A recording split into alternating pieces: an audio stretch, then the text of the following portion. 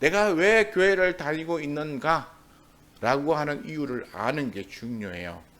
그냥 남들이 다니니까, 그리고 교회 가면 뭐 다 잘 돼서 뭐 건강도 유지하고 뭐 잘 산다더라 뭐 이런 이유로 다니면 좀 곤란하죠. 정말 우리가 왜 교회를 다녀야 되고 그렇게 교회에 나와서 예배드리고 신앙생활하는 이유가 무엇인가, 그리고 그것으로 인해서 나는 어떤 사람인가 라고 하는 것을 알아야 되는 것입니다. 그걸 다른 말로 말하면 뭐 정체성이라고 말해요. 정체성, 내가 어떤 사람인지의 정체성을 깨달아야 되는 거예요. 우리 사람들이 막 이런저런 많은 얘기를 하지만 그 가운데서 나라고 하는 사람의 정체성이 뭔지를 분명하게 인지하지 않으면 사람들에게 이렇게 끌려가고 저렇게 끌려가고 막 그래요. 어떤 사람들이 대화를 하는데 많은 이야기를 하죠. 그런데 자기의 생각, 그리고 자기의 기준, 그리고 정립된 어떤 올바른 어떤 기준을 갖지 못한 사람들은 이쪽에서 말하면 그런가 보다 이렇게 끌려가요. 그러다가 또 다른 사람을 만나서 여기서 막 얘기하면 또 그 사람 말에 끌려가요. 그런데 올바른 자기의 정체성을 가지고 있는 사람은 누가 뭐라 그래도 흔들리지 않죠. 그것은 그 사람이 가지고 있는 기준이 분명하기 때문이고요. 그 기준이 또 분명할 뿐만 아니라 올바라야 된다는 것이죠. 잘못된 것에 대하여 고집하고 있으면 또 안 되는 거예요. 그래서 올바른 것을 깨닫고 올바른 것에 자기의 분명한 자기 의식을 가지고 깨닫고 있어야, 그래야 그 사람은 흔들리지 않고 올바로 갈 수 있는 것입니다. 왜냐하면 정체성이 분명하기 때문이죠. 요한 1서를 쓴 요한의 기록 목적이라고 이렇게 말한 이 얘기를 우리가 간추려 보면 하나님의 아들의 이름을 믿는 너희에게 라고 말했어요. 하나님의 아들의 이름을 믿는 너희, 다시 말해서 예수 그리스도를 믿음으로 그리스도인이 되었다라고 그렇게 생각하는 사람들에게 내가 이것을 써보낸다 라고 말하고 있어요. 그럼 우리가 여기서 그냥 아무 생각 없이 들으면 그게 그냥 맞는 말 같지만 약간의 모순이 있는 듯해요. 어떤 모순이냐면, 내가 하나님의 아들의 이름을 믿는 너희에게 라고 하면 벌써 이 사람들은 그리스도인이잖아요. 믿음의 생활을 잘 하고 있는 사람인 거예요. 믿음을 잘 지키고 있다라고 이 앞에 있는 말만 가지고 어느 정도 단정할 수 있어요. 이 사람들은 예수 잘 믿고 있는 사람들인데 뭐 구태여 또 이렇게 편지를 보내가지고 격려하고 또 도닥거리고 또 이 사람들을 이렇게 신앙생활을 잘 할 수 있도록 뭔가 만들어줘야 될 뭔가가 필요한가? 라고 하는 것이죠. 그런데 요한은 이런 사람에게 특별히 요한 일서를 더 써보냈다는 것입니다. 이런 사람들에게 내가 보니까 너희들이 하나님의 아들 예수 그리스도를 믿는 사람이라고 그렇게 말하고 있는데 내가 너희들에게 이 편지를 더 써보내줄 이유가 있어서 내가 이 편지를 쓰노라 라고 그렇게 말하고 있다는 것입니다. 그것은 무엇입니까? 이 사람들이 어떤 상태에 있는 사람들이라고 우리가 추정해 볼 수 있을까요? 첫째는 일단은 여기 나와 있는 대로 하나님의 아들의 이름을 믿어서 그리스도인들이 된 사람이죠. 그런데 두 번째는 요한이 뭔가 이 사람들에게 부족한 것이 있어서 더 타여줄 필요가 있다는 것은 아직 이 사람들의 신앙이 어리거나 아니면 충분히 완성되어지지 못한 그런 모습들이 있다는 것입니다. 그래서 요한은 이 편지를 통해 가지고 이 사람들을 더 이렇게 교육시켜줘야 될 필요가 있다라고 그렇게 생각할 수 있죠. 또 이제 시켜줘야 될 필요가 있다라고 하는 그 이유 중에 이런 한 가지를 또 찾아볼 수 있는데 뭐냐면, 이 사람들이 아주 기본적인 것만 알아도 아무런 문제 없이 살아가는 그러한 삶이라면 더 교육시켜줘야 될 필요가 없을지도 몰라요. 그런데 요한은 이 요한 일서를 통해서 우리에게 무슨 얘기를 하고 있냐면, 이미 이 세상에 적 그리스도가 왔다라고 말해요. 적 그리스도가 왔는데 그 사람들은 예수를 부인하는 자들이고, 그리고 그 사람들이 와서 예수를 부인하는 이야기들을 자꾸 이렇게 증거한다는 얘기죠. 그러니까 이미 이 편지가 쓰여지고 있는 그 시점에 적 그리스도들이 와서 예수를 믿는 사람들의 믿음을 흔들고 있다는 거예요. 예수 믿는 사람들의 그 믿음을 자꾸만 이렇게 흔들어서 그 온전한 믿음에서 벗어나게 하고 있다는 것이죠. 이 요한 1세의 적그리스도에 대해서 두 번이나 언급하고 있어요.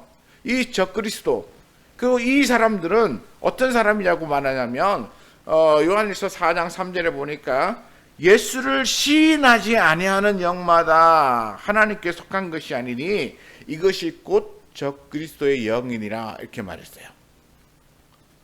예수를 시인하지 아니하는 영.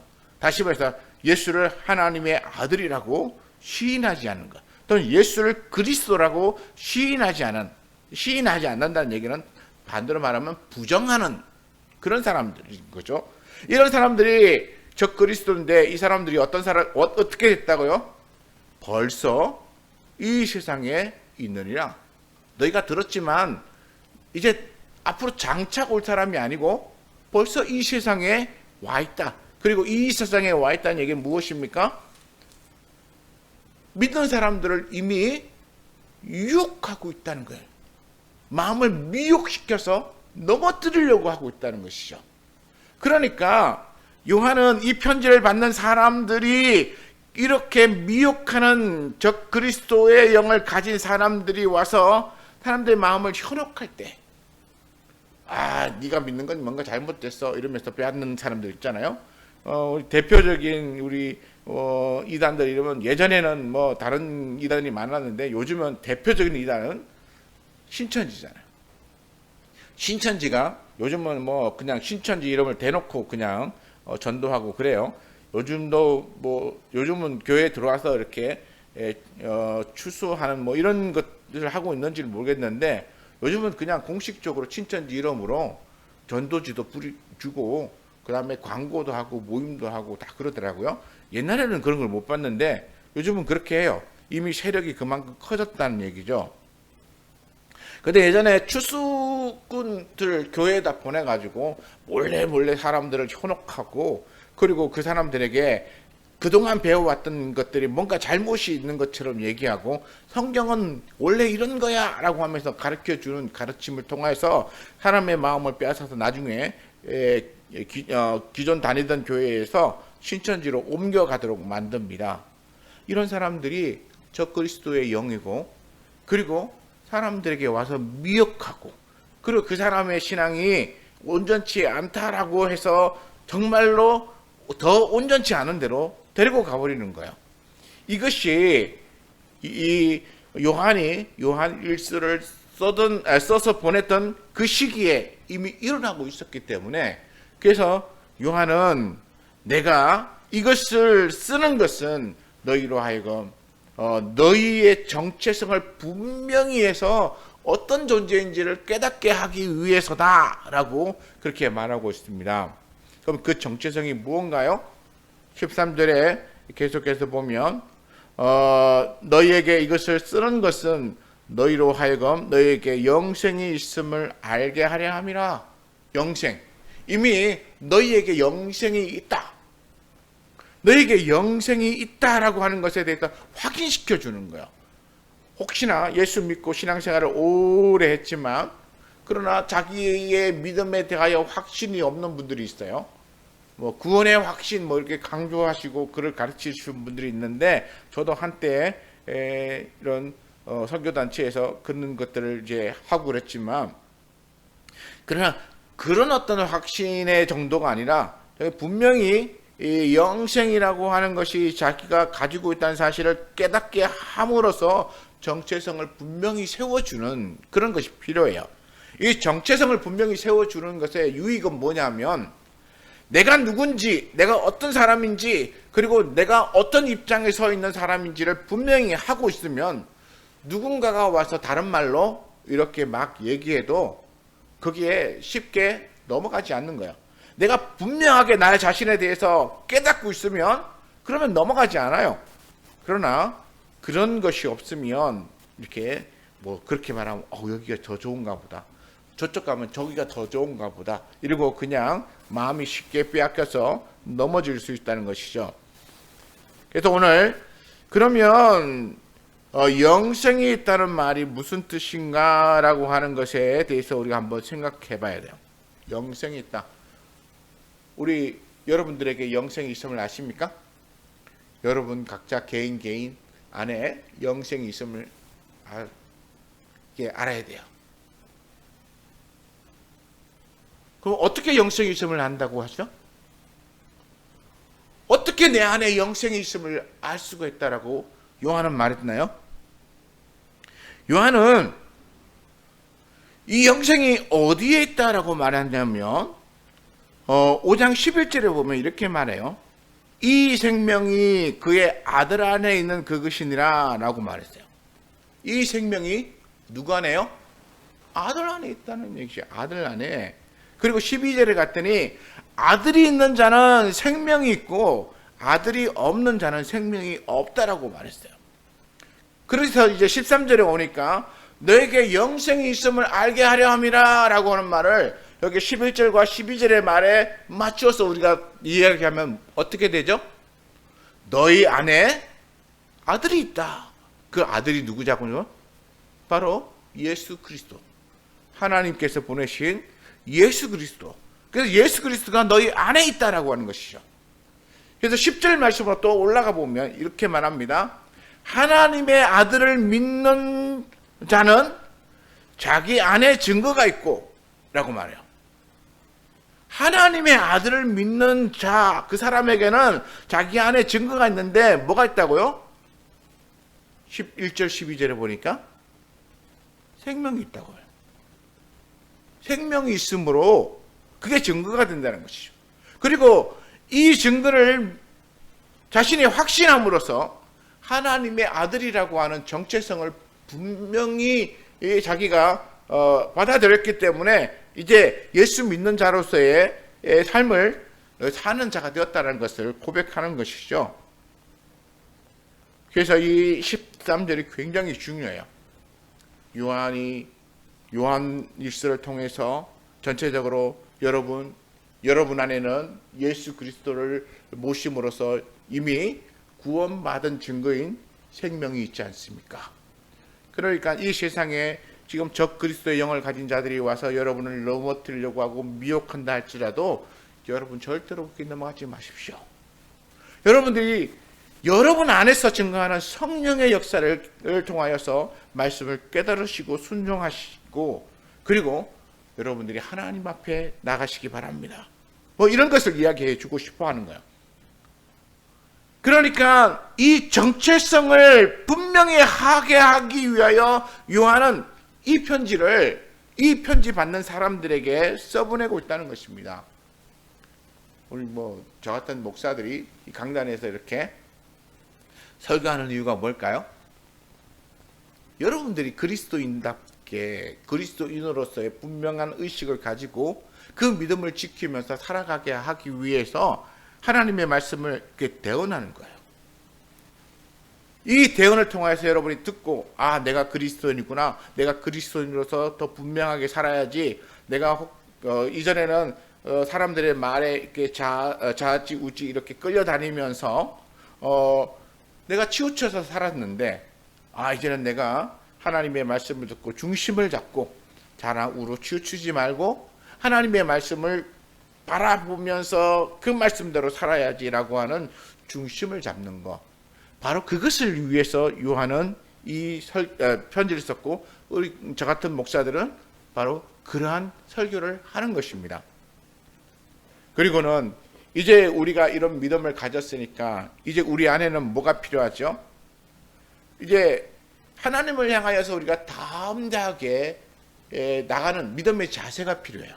담대한 믿음의 자세. 그래서 14절에 이렇게 말합니다. 그를 향하여 우리가 가진 바 담대함이 이것이니.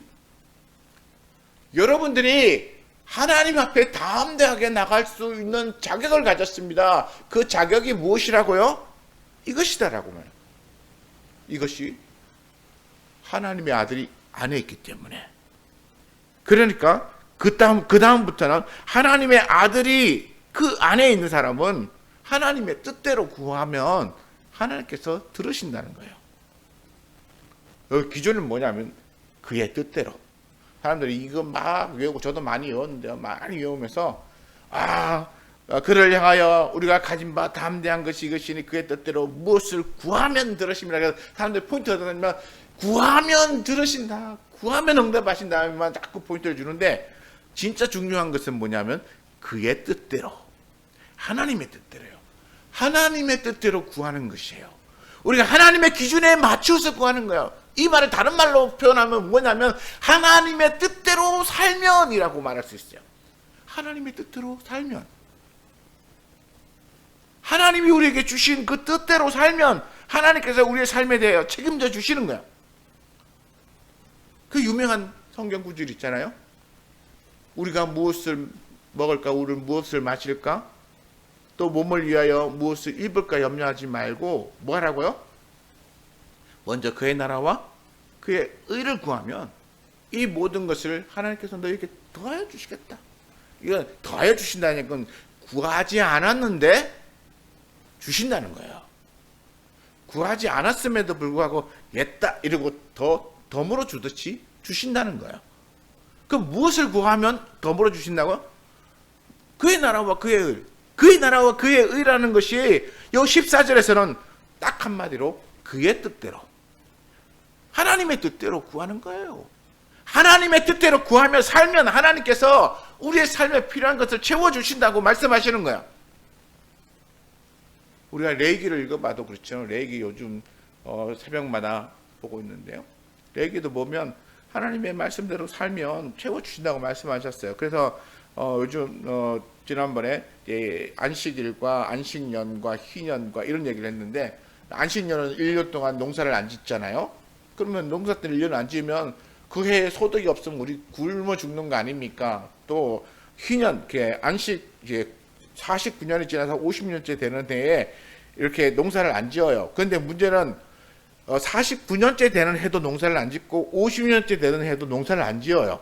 그러니까 무려 2년이나 농사를 안 지어요. 그러면 1년을 농사를 안 지어도 먹고 살기가 힘든데 2년을 연속으로 농사를 안 지으면 더 먹고 살기가 힘들잖아요.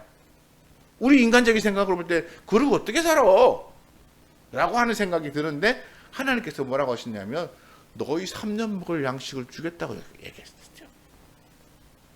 그리고 이 믿음대로 살면 너희가 받을 것이라고 했어요. 하나님의 뜻은 그거예요. 하나님이 언약으로 말씀하신 것을 믿음으로 받아들이고 그렇게 살면 하나님께서 나머지를 채워주시겠다고 말씀하시는데, 이 언약을 어떻게 채워주신다고 말씀하셨냐면 레위기 안에 이렇게 말씀하셨어요. 내가 너희 가운데 있어서 너희와 같이 이 언약을 이루리라, 이렇게 말했어요. 너희와 같이 내가 그 언약을 이루리라 그랬어요. 그러니까 너희가 혼자 하는 것도 아니고 하나님이 단독적으로 하는 것도 아니고 하나님이 우리 가운데 오셔서 우리와 함께 하시며 하나님이 약속하신 언약을 이루어 주시겠다라고 레위기에서 얘기하셨어요. 하나님이 약속하셨어요. 하나님이 하시겠다고. 그것도 누구와? 우리와 같이 하시겠다고. 우리가 그걸 믿으면 하나님이 우리의 것을 들어주시는 것을 경험하게 되는 것이에요. 그래서 그를 향하여 우리가 가진 바 담대한 것이 이것이니, 우리가 하나님의 아들이 내 안에 있고 그 영생이 내 안에 있고, 그렇기 때문에 내가 하나님과 함께 살고 있다는 사실을 기억하는 것이에요. 우리 요한일서 처음 시작할 때 요한일서에 요한이 뭐라고 말했냐면, 내가 이것을 너에게 쓰는 이유를 이렇게 얘기하는데 3절에 가서 1장 3절에 가서 우리가 보고 들은 바를 너희에게도 전함은 너희로 우리와 사귐 있게 하려 함이니 우리의 사귐은 아버지와 그의 아들 예수 그리스도와 더불어 누림이라. 그러니까 요한이 편지를 받는 사람들과 너희들과 우리가 사귐 있게 하기 위해서. 그런데 우리의 사귐은 어떤 사귐이라고요? 아버지와 그의 아들 예수 그리스도와 더불어 사귀는 것이라고. 그러니까 우리가 하나님의 말씀대로 순종하면 그 말씀에 우리가 예수 그리스도와 하나님과 더불어서 믿음의 공동체 안에서 함께 사귐의 이 관계가 형성되어지고, 이 사귐의 관계에 형성되어져 있는 우리는 하나님 앞에 나가서 이것저것 하나님 앞에 그렇게 두려움 없이 구할 수 있게 되고, 그렇게 하나님 앞에 구하면 하나님의 뜻대로 구한 그것을 하나님이 다 들어주신다는 거예요. 원리가 이래요. 그래서 우리 하나님께서 뭐라고 하시냐면, 너희가 욕심으로 구하면 응답받지 못한다고. 욕심은 누구의 뜻대로 구하는 것입니까? 자기의 뜻대로 구하는 것이죠. 자기를 위하여. 그런데 우리가 하나님의 뜻대로 구하면 하나님께서는 그 구하는 것을 응답해 주실 뿐만 아니라 덤으로 우리가 무엇을 먹을까 마실까, 몸을 위하여 무엇을 입을까 하는 것까지도 하나님께서 주신다는 것입니다. 15절에 보면 우리가 무엇이든지 구하는 바를 들으시는 줄을 안즉 우리가 그에게 구한 그것을 얻을 줄을 또한 아느니라. 무엇을 통하여 안다는 것입니까? 하나님의 약속의 말씀을 통하여 안다는 거예요. 하나님의 약속의 말씀을 통하여 이 사실을 요한은 안다는 거예요. 그리고 또 그 약속의 말씀이 이렇게 하나님과 더불어서 교제하고 사귀고 있는 우리에게 이루어진다는 사실을 안다는 것입니다. 그렇기 때문에 우리가 뭔가 다른 것을 구하게 하여 다른 방향으로 가고 다른 것에서 무슨 찾아야 되는 그런 것이 필요하지 않은 거예요. 우리는 오직 예수 그리스도를 믿는 믿음으로써 하나님의 자녀가 된 자로서의 자격을 가지고 하나님 앞에 구하고, 그리고 하나님으로부터 응답받는 것입니다. 그런데 갑자기 뒤에 가면 16절에 이상한 말이 나와요. 누구든지 형제가 사망에 이르지 아니하는 죄를 범하는 것을 보고, 갑자기 왜 죄범하는 여기에 쑥 들어왔는지 모르겠어요. 그 뭐 범죄자를 위하여 뭐 구하고 이런 얘기가 나와요. 이 얘기는 무슨 얘기일까? 앞뒤 맥락으로 볼 때는 언뜻 이해가 안 되지만, 그러나 우리가 전체적인 것을 한번 보면 왜 이 이야기가 여기에 들어와 있는가라고 하는 것을 이해할 수 있어요. 우리가 아까 적 그리스도에 대해서 얘기했잖아요. 적 그리스도는 어떤 사람입니까? 유혹 또는 미혹에 빠져서 그 신앙을 바꾼 사람이에요. 어떻게 바꿨다고요? 적 그리스도는 어떤 영이기 때문에? 예수를 부인하는 영이기 때문에, 예수를 부인하는 영의 미혹에 빠져서 예수를 하나님의 아들 또는 그리스도라고 하는 사실에 대해서 부인하는 사람이 되어지는 그런 죄를 범한다는 것입니다. 미혹돼 넘어가는 거예요. 우리는 예수가 하나님의 아들이자 우리를 위하여 보내신 바 된 그리스도이심을 우리가 믿음으로, 그래서 그가 십자가에 죽으신 죽음이, 그 피 흘림이 우리의 죄를 사했다는 것을 우리가 믿는 것이죠. 그런데 그 사실을 부인하는 사람들이 와서 막 이렇게 전할 때에 거기에 넘어가는 사람들이 발생해서 그런 사람들이 죄를 짓는 거예요. 그래서 철저하게 막 이렇게 죄를 심각하게 지을 경우는 돌이킬 수 없는 그런 범죄가 되는 것입니다. 그래서 누구든지 형제가 사망에 이르지 아니하는 죄, 이렇게 되는데, 그 뒤에 보면 이 17절에 보면 어디 갔죠? 내가 잃어버렸는데 16절 중간에 보면 나죠. 사망에 이르는 죄가 있으니, 이렇게 말해요. 사망에 이르는 죄도 있다. 예수님도 사함을 받지 못하는 그런 죄가 있다라고 말씀하셨어요. 예수님은 어떤 것을 말씀하셨냐면, 성령을 해방하면 사함을 얻지 못한다고 말했어요. 성령을 해방하고 하나님의 역사에 대하여 부정하고, 그 의도적으로죠. 의도적으로 부정하고, 의도적으로 교회를 파괴하고, 의도적으로 악한 마음으로 사람을 미혹해서 그 죄악의 길로 빠지게 만드는 그런 심각한 죄를 벌이는 사람들을 말하는 것이라고 우리가 여기 추정해 볼 수 있어요. 그렇게 심각하게 교회와 믿음의 사람을 파괴하는 그런 그런 행위를 한 사람들은 사망에 이르는 죄예요. 다시 돌이킬 수 없는 그 심각한 죄죠. 그냥 단순하게 이런 그 적그리스도의 영이나 이단이나 이렇게 해서 미혹에 빠져서 그냥 단순하게 이렇게 넘어간 사람들 있잖아요.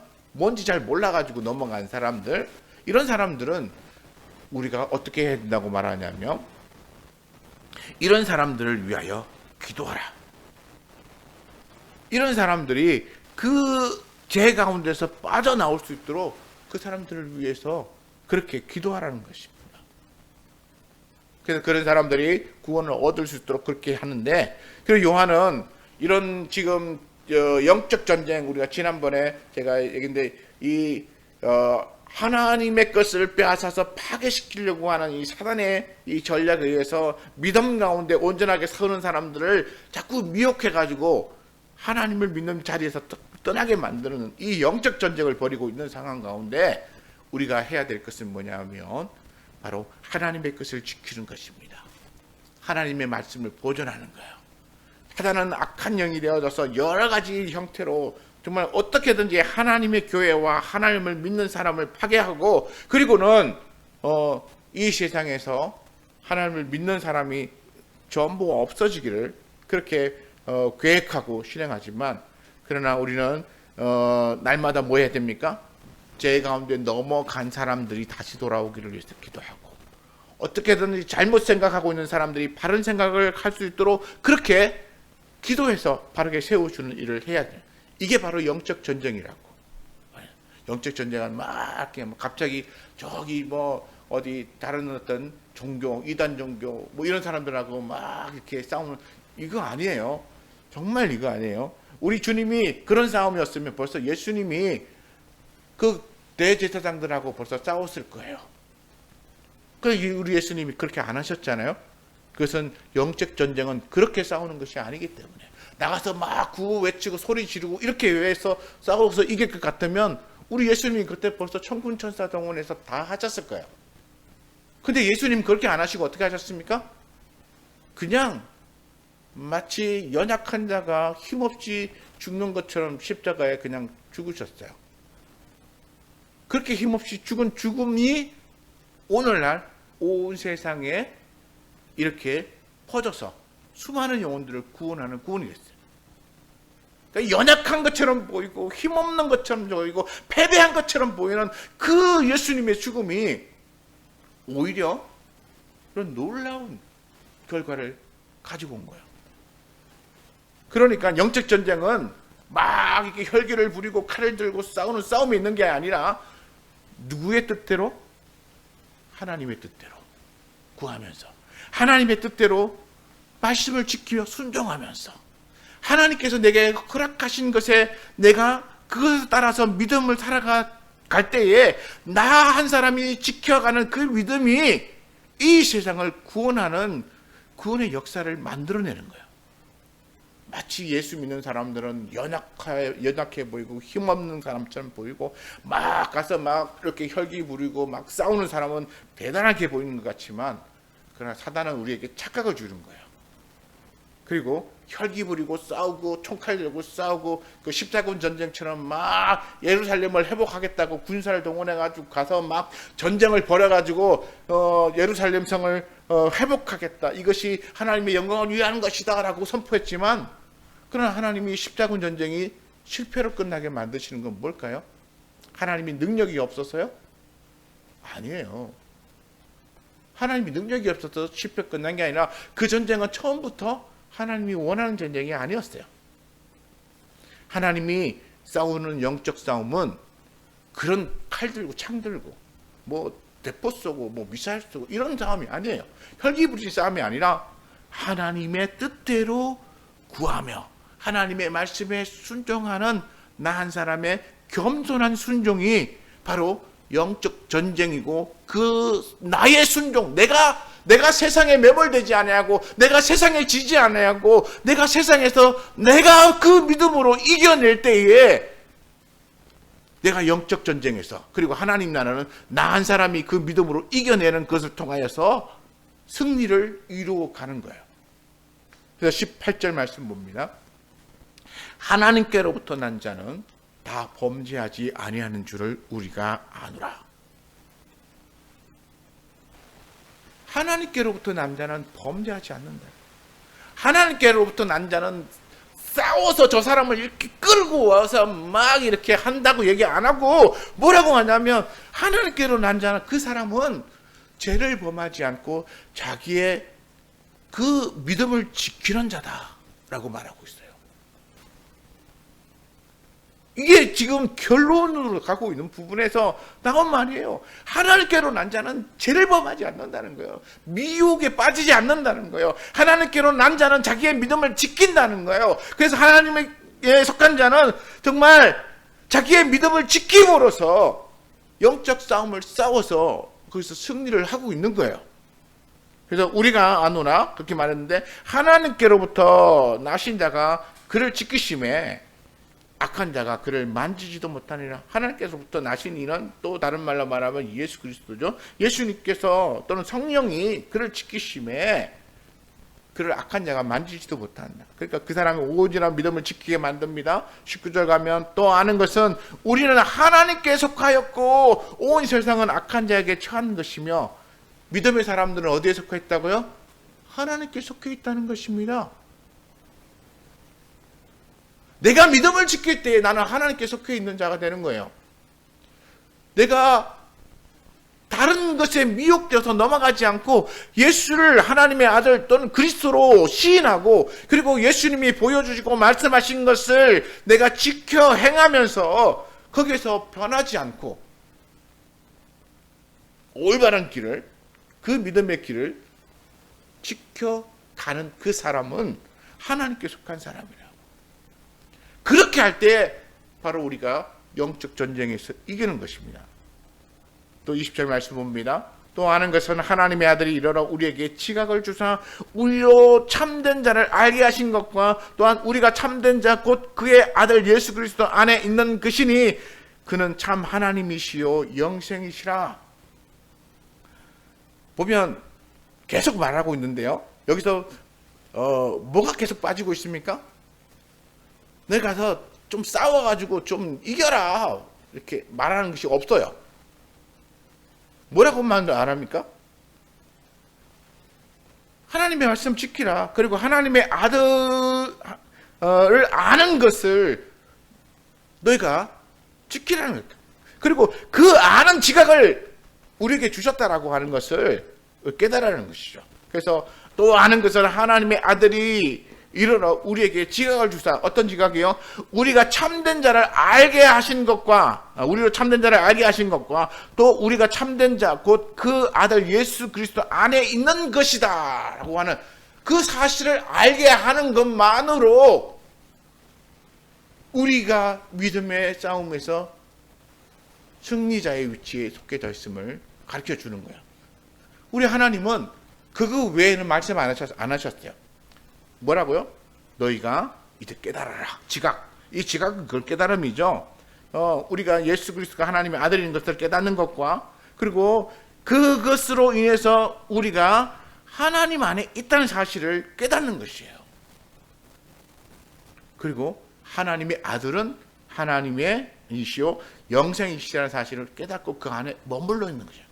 요한일서를 통째로 이렇게 다 훑어봐도, 나가서 너희가 뭐 칼 들고 싸우라, 활 들고 싸라, 뭐 이렇게 성을 지어서 적군과 싸우라, 이런 얘기 하나도 없이 무슨 얘기예요? 하나님과 사귐, 하나님의 말씀에 순종함, 그리고 하나님의 말씀을 받았으니 너희가 서로 사랑함, 그리고 너희가 하나님의 생명이 너희 안에 있다는 사실을 깨달았으니 그러므로 그것을 지키고 너희가 어디에 속해 있는 어떤 사람인가라고 하는 사실을 알고 있으라라고 하는 거예요. 그 얘기 외에는 요한일서를 다 봐도 아무런 얘기가 없어요. 이것도 제가 성경 그대로 읽으면서 21절은 왜 여기 붙어 있지? 이런 생각을 좀 생뚱맞게 했어요. 21절 뭡니까? 자녀들아, 너희 자신을 지켜 우상에게서 멀리하라. 이게 요한일서의 마지막 구절이에요. 사도 바울을 보면 막 이렇게 축도로도 끝내고 막 이렇게 하더라고요. 그런데 요한은 자녀들아, 너희 자신을 지켜 우상에게서 멀리하라 그랬어요. 왜 이게 요한 1서의 마지막 부분이 되었을까? 약간의 고민이 됐는데 이것을 보면서 생각했어요. 어떤 생각이냐면 우상이라고 하는 것을 그냥 구약에서 말하는 요런 어떤 돌로 새긴 것에만 해당되는 것일까라고 했을 때 그것만 해당되는 것이 아니라 예수 그리스도와 하나님을 제외한 모든 타종교의 신 또는 예수를 그리스도이심을 부인하는 모든 종교 이런 것들을 통칭해서 말하는 것이 아닐까. 그러니까 이 예수 믿는 사람들에게 이 편지를 받는 사람들에게 너희가 다른 종교 또는 거짓된 종교 또는 거짓된 사상 이런 것들로부터 너희 자신을 지켜라 라고 말해요. 그런 것들로부터 멀리하고 너희 자신을 지켜라. 이게 요한이 마지막으로 이 편지 받는 사람들에게 당부하는 말이었어요. 우리도 뭡니까? 우리도 잘못된 종교, 잘못된 가치관을 전하는 사람들, 그리고 잘못된 사상을 우리에게 전파하는 사람들, 이런 사람들로부터 우리를 지키는 것이요. 그리고 우리를 그 사람들과 멀리 띄워서 우리에게로 넘어오지 못하도록 그렇게 막아야 되는. 그래서 요한 1서에 어쩌면 앞에서 우리 13절에서 쓰는 이유는 이것이다라고 말했는데 요한이 진짜 하고 싶었던 말들은 이 말이었을 거라고 생각해요. 21절 말. 너희에게 너희 주변에 벌써 예수를 그리스도이심을 부인하는 적 그리스도의 영을 가진 사람들이 와서 너희를 미혹하고 있다는 사실을 들었는데 너희는 너희 자신을 지켜 그렇게 하는 사람들로부터 멀리하고 너희 신앙을 보존하라. 이 얘기를 하고 싶었던 것이라고 생각해요.